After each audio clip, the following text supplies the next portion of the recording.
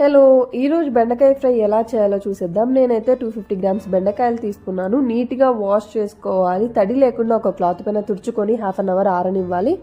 Medium సైజ్గా బెండకాయ ముక్కల్ని cut చేసుకోవాలి. నేను వీడియోలో చూపించినట్టుగా బాండీ పెట్టుకొని ఆయిల్ హీట్ అయ్యాక తెల్లగడ్డలు, ఉద్దిపప్పు, శనగపప్పు, ఆవాలు, జీలకర్ర, ఎండుమిర్చి ఇవన్నీ బాగా నూనెలో వేపుకోవాలి. ఆనియన్స్ కూడా సన్న సైజులో కట్ చేసి గోల్డెన్ బ్రౌనిష్ కలర్ రాగానే బెండకాయ ముక్కల్ని కూడా నూనెలో వేపుకోవాలి.